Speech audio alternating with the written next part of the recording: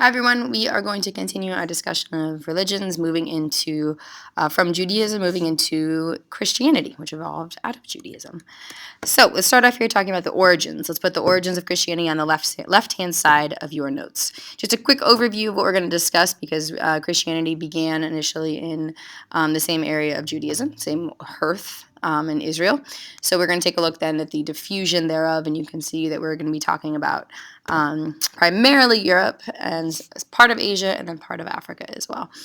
So, origins of Christianity began in the modern-day country of Israel. There is a shared heritage with Judaism. I mentioned this before, but I want you to be careful with your terminology. The Old Testament of the Christian holy text, which is called the Bible. So the Bible is divided into two sections: the Old Testament and the New Testament. The Old Testament shares the same stories as the Jewish Torah. There, of course, are differences in some of the translations, but the Jewish Torah is the same stories again are mirrored in the the Old Testament of the Christian Bible. Here's where Judaism differed. So Jesus is the central figure in the Christian faith. Jesus was born as a Jew, and he was born into a Jewish community. But Christians believe that Jesus was in fact the Messiah. The Messiah is a concept that appears across many different faiths, but a Messiah can either be, Jews believe in a messianic age. So in other words, like there will be a time period that is sort of the saving of the world that has not yet come. In contrast, Christians believe that Jesus himself was the Messiah. He was the human form of God, and that he had come to absolve the world of its sins, to forgive the world of its sins. So this is where Judaism and Christianity, though they have a common root, and they have a common root again with Islam as well. They're the Abrahamic faiths. They all trace their lineage to the prophet Abraham. There is the division that Christians believe that Jesus was the Messiah. He was the human form of God, whereas Jews do believe that Jesus was a holy man, but he was not actually the Messiah, and that the Messianic age has yet to come. So, after Christianity was founded, it initially diffused across the Roman Empire because of the work of Jesus. So he had a lot of followers. They were called disciples, and his disciples began to diffuse his message all throughout what was then the Roman Empire.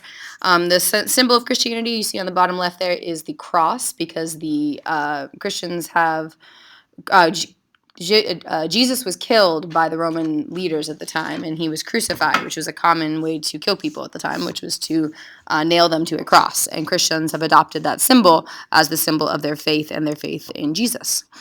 There are three branches of Christianity. There is the Eastern Orthodox Church, the Catholic Church, which is Catholicism, and the Protestant Church. A lot of people mix these up. They think that Catholics are not Christians or a separate form. That's an incorrect understanding. Eastern Orthodox, Catholics, and Protestants are all Christians. Those are three different branches of Christianity. You must know this chart. You must. Eastern Orthodox Christians are primarily found in Eastern Europe and the Middle East. Catholics are found worldwide, but they're concentrated in Western Europe and Latin America. And Protestants are primarily found in the U.S. and Canada. Now we're going to break down why that is momentarily. Highly recommend you have this chart down just as it is written here. So with branches on the left and the locations on the right-hand side of your notes. Eastern Orthodox Church. So Eastern Orthodox are the group that they're one of the earliest groups of Christianity. There was a division within the church over who should be the leader of the church. And Eastern Orthodox believed that there would be someone different than who ultimately Roman Catholics believed should be the leader of the church. So there was a split. We had the first, it's called the Great Schism, and we had a split between what was Christianity as just a religion. We have our first split into two branches of Roman Catholicism and Eastern Orthodox. And you'll notice and I'm sorry you can't see my arrow. I'm figuring out how to get my arrow back, but because if my mouse were working here, I would be highlighting the sort of salmon colored area where you see that there is the Eastern Orthodox majority. So the Eastern Orthodox are primarily found, they're Christians that are found in the territories that were once the Soviet Union, or in modern day are now Russia and some of the Eastern European countries. So that's where they are primarily located. The Eastern Orthodox Church came because then this guy who was named Constantine, he was then a Roman emperor, he converted, and that's essentially what ensured that Christianity spread throughout the Eastern Roman Empire. So you see here, but what's the salmon color, a lot of that was the east, not all, but a lot of that was the part of the eastern part of the Roman Empire, ultimately the Byzantine Empire. Roman Catholicism created the papacy. The papacy is the leader of the Catholic Church, the Pope, and this started in Rome. And so if you look back to this map, I'm sorry to keep flipping back and forth, but if you look at this map here, you see in Europe that the Roman Catholic majority is here in Western Europe, because in the country of Italy, the capital is Rome. In Rome is the home of the Catholic Church, and in the Catholic Church, the leader is called the Pope. So the Roman Catholics are primarily in Western Europe, whereas the Eastern Orthodox are in Eastern Europe. The Roman Catholic Church was extremely powerful during the Middle Ages, which explains a lot of their concentration of followers and adherents in the Western European area. It diffused to North and South America through colonialism and missionaries. These countries of Western Europe later on in the Middle Ages, well, actually, really not really. In the 1400s, these European countries began to explore the Western Hemisphere, North and South America, and when they colonized, when they took over these areas, they brought with them their faith. Some of this was peaceful conversion, but the vast majority was not. It was forced conversion. So in modern times, most of North and South America most of South America is Catholic, directly as a result of the actions of Portugal and Spain and their missionaries there, which you see in this map right here. There are approximately 2 billion Catholics worldwide, so very, very large distribution of Catholics worldwide. 75%, and this number is changing. When I first started teaching AP Human Geography, that number I'd seen primarily was somewhere on the order of 85%. You recognize the change there is more as a representation, more of the idea that the world is becoming more secular, more worldly, as opposed to religious. So somewhere on the order, let's call it even, we'll say 80% of Latin Americans identify themselves as Catholic. So an enormous concentration of the Catholic population is in Central and South America. About 25% of North America is Catholic. About 35% of Europeans identify as Catholic. I'm going to go back for a second. Here we have a connection to our population. You know that the Eastern European countries have a shrinking population, and the immigrants are maintaining their population. The immigrants aren't necessarily bringing their religion, or are not necessarily converting. So that makes that's logical sense that most of the Catholic population is in the Western population, or the concentration of Catholics in the Western population is more the Western part of Europe is more populous than the Eastern part of Europe, which is why 35% of Europe is considered Catholic. So just at the breakdown there of population. And then there's also 21% of Africans. This is the largest identify as Catholic, and this is the largest area of growth for Catholicism is actually occurring in Africa. Other areas of the world, the number of Catholics are declining. That's in contrast to what's happening in Africa, where there's increasing number of converts to Catholicism, which is actually interesting because the most recent Pope, there was discussion of whether the Pope would be, he is a Latin American man, and there was discussion of whether or not he'd be an African Pope, which because there's such a large conversion to Catholicism. So that'll be interesting to see in the years to come if the next Pope is reflective of those changes in the Catholic followers. The Protestant branch, last branch. I highlighted where you see protests because the Protestant branch comes because a man named Martin Luther, he was a Catholic monk, so a follower of Catholicism, he was protesting against what he saw a lot of the evils of the Catholic Church. And he didn't intend to start an entirely new branch of Christianity, but the Catholic Church did not respond well to his criticism and kicked him out of the church. So, and there's missing a word here. I'm sorry. Let me add this in. So when Martin Luther began protesting against some of the practices that he saw as evil practices of the Catholic Church, such as spending tons of money, corrupt priests who were not living by their vows of chastity, so on and so forth, he ultimately the ultimate effect of that was creating a new branch of Christianity called Protestantism, from the word protest. Protestantism emerged into many, many, many different denominations. Something you have to know for the AP exam is the breakdown of the Protestant denominations and their spatial distribution within the U.S., as that is the largest concentration of Protestants, because so many of the Protestants that were in Europe that were protesting against Catholic Church were kicked out. So they had to find a new place to come, and they all came to North America, much of them for religious freedom. So let's look at this map. You have to know where these different groups are concentrated. There are varying interpretations and representations of the different Protestant branches of the U.S., but this is just one on the whole. You'll notice that Roman Catholics are primarily distributed in the southwest part of the United States, which makes tremendous sense if we think about immigration, that there's a large number of Central Americans and Latin Americans moving from Mexico into, or really just anywhere in Latin America, but ultimately through Mexico into the United States. Thus, there's a very large concentration of Catholics in the Southwest. You will also note in the Northeast, or in the Maine, New Jersey, Massachusetts areas, there's a large concentration of Roman Catholics. I'm going to go to the Midwest. You'll notice in the salmon color again, large concentration of Lutherans who moved westward in sort of the early settlement of the United States. Large groups of Lutherans came to the northern Midwest region, so the Dakota area. You'll notice this is a key one, Mormons. Mormons are sort of a unique group that I'm going to get to in just a second. You'll notice that they are almost entirely concentrated in Utah and some of the bordering states thereof. But Utah, specifically Salt Lake City, is the largest concentration of the Mormon faith. And that's a very key fact because Mormons have a large belief. Well, some of this is rooted in some of their belief in community and the Mormon communities that are established there. So that's Mormons are largely concentrated around Salt Lake City. You'll notice in the light green that the Baptists are largely concentrated in the southeastern part of the United States. That's largely a result of that the African American population of the southeast is much of the African American population of the southeast are Baptist. So this is another connection back to our migration, our discussion of immigration, that ultimately that many of the conversions to Christianity from the African American population that were forcibly migrated there have remained there and are now the descendants thereof are now the Baptist followers in the southeastern part of the United States.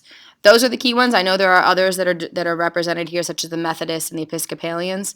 The ones I just mentioned, though, are the ones that you absolutely positively must know for the distribution of Protestantism in the United States. Just a little overview there. This is the way to write it all down. That 50% of the United States are Protestant, so a very large part of the United States. The four largest, so Baptist, Methodist, Pentecostal kind of goes back here to the Presbyterian area, and Lutheran. Really what I want you to know here, I want you to know that Baptists are concentrated in the southeast. I want you to know that Roman Catholics are in the southwest and northeast. I want you to know that Lutherans are in the north, the Midwest and the northern Midwest. And that is it. That's what those, and Mormons concentrated in Utah. Those are the key pieces I want you to know. Catholicism and Mormonism are both hierarchical faiths. Hierarchical, again, hierarchy just means anytime there's one person who's in charge of others. A hierarchical faith is one in which a central authority has a high degree of control. So in other words, that someone is in charge of everybody else. Most other faiths are ones where one faith community isn't necessarily connected to another. So Protestantism, one Baptist church doesn't necessarily have anything to do with another Baptist church. Sometimes they do, but on the whole, they're usually autonomous, meaning they concentrate within themselves. That is not the case for Catholicism and Mormonism. Catholicism is all rooted on the bottom right-hand side. You see that there is a whole structure. There's the people, then the deacons, then a priest. Priests are controlled by bishops, and bishops are of a larger geographic region are controlled by archbishops or answer to archbishops, that's what I should say. Cardinals are ones that control, in some instances, entire continents or entire regions of continents. And ultimately, there's one leader of the Catholic Church. That's the Pope. The structure of Mormonism is a little bit more complicated than that, but the key idea here is that there's a hierarchy of authority associated with Mormonism as well, that there's a single leader or single groups of leaders, depending on the time period, that are in charge of the Mormon Church. Some of the sacred sites of Christianity, churches, obviously, and the places relevant to the life of the founder, so the life of Jesus. I wanted to note, because I talked about it for Islam, or I will talk about it for Islam, and I talked about it for Judaism, is the Church of the Holy Sepulchre, which is that is believed to be the site of Jesus' resurrection. This is the same place as the Jewish Wailing Wall or Western Wall. So this is a site that is sacred not only to Judaism, not only to Christians, but also to Jews, to Muslims, because they also believe this is where Muhammad was resurrected. Not resurrected. Went to paradise, essentially. So, common holy place for many faiths. Another sacred site is the Vatican. The Vatican is what's called a microstate. So here we are in Italy. Look in the top right corner. You can see there's the country of Italy. There's the city of Rome. Within the city of Rome. So now shift your focus to that map of Rome. You can see that Rome has sort of a beltway that goes all the way around it. Vatican City is a tiny, tiny, tiny microstate, meaning it's its own, essentially considered its own country within Italy, within Rome. So it's a complicated concept, but the Vatican is the home of the Catholic Church, and it's where the Pope lives. So on the bottom left-hand side, you see the what's called St. Peter's Square. No, what is that called? Let me come back to that. I'm going to correct that from here in class. I think it's St. Matthew's, St. Mark's. Now I'm not got myself confused. But it's the Vatican is a holy site, or the home of the Catholic Church. And on the right-hand side, you can see the church there is one of the most famous churches. So it's a common site for Catholics to come visit. And it's a common site for pilgrimage. Architecture in Christianity. Architecture varies significantly across the three denominations. There's the one I'm going to highlight are the Catholic churches and the Protestant churches.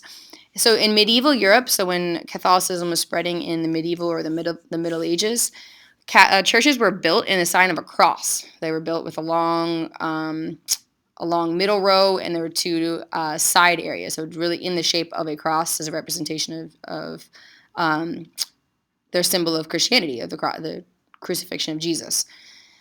Churches were large cathedrals, basilicas, or just simply a church. But you can see on the right-hand side, this is a church in France. You can see this Gothic architecture. It's very ornate. Ornate means very decorative. This is a very expensive kind of architecture to build. It's a very skilled form of architecture, but it's very, very large. It's very clear that this is the centerpiece of the town. It's the focus of life. It is built in this Gothic architectural style. Many of these have stained glass windows inside of them that show the lives of saints and other important people in the Catholic faith. This is in great contrast to the architecture of Protestant churches.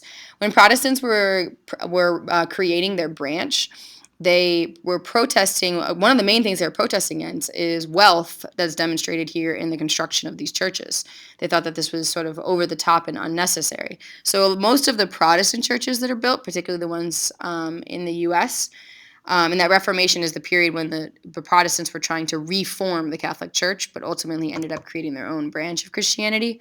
They really sought simplicity in the architecture. So this was in great contrast to the opulence. Opulence means the great wealth or luxury of the Catholic Church.